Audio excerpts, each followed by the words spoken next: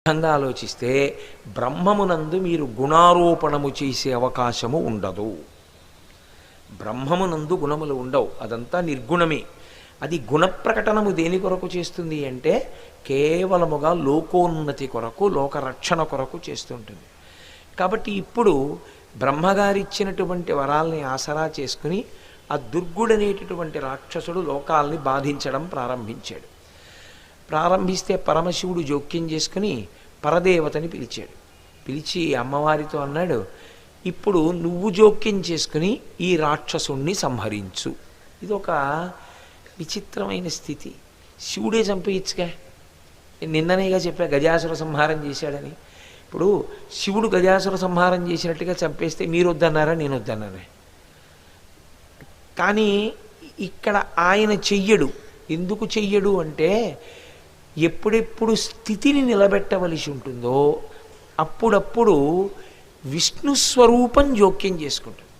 విష్ణు స్వరూపం స్త్రీగా ఉందనుకోండి, నారాయణి పరమశివుని భార్య, ఆమెయే పుంస్వరూపంగా ఉందనుకోండి నారాయణ. అందుకే ఇద్దరు అలంకార ప్రియత్వం. అందుకని శివుడు అమ్మవారికి చెప్పాడు, నువ్వు జోక్యం చేసుకుని ఆయనని సంహరించు. ఇప్పుడు ఆ తల్లి వింధ్యపర్వతం మీద నిలబడింది. వింధ్యపర్వతం మీద నిలబడి కాళరాత్రి అనబడేటటువంటి తన అంశతో కూడుకున్న ఒక శక్తిని సృజించి రాయబారం పంపించింది. అందులో ఒక సందేశం ఉంటుంది.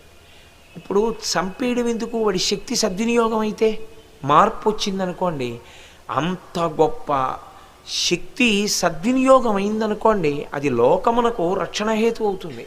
మనం చెప్పలేము. ఏమో అరబిందో మారిపోయిన తర్వాత మహర్షి అయిపోయారు.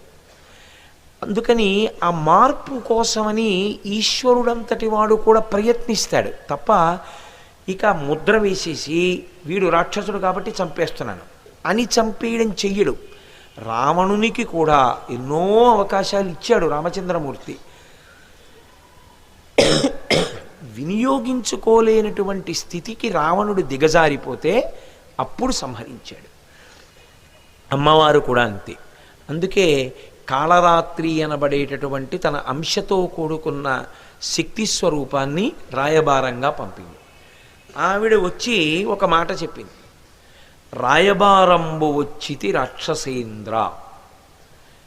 నేను రాయబారం వచ్చాను. రాయబారము అంటే ఎవరి పనుపునో వచ్చాను అని గుర్తు. ఎవరి పనుపున వచ్చాను అంటే అగజకన్యక పంప వింధ్యమున నుండి.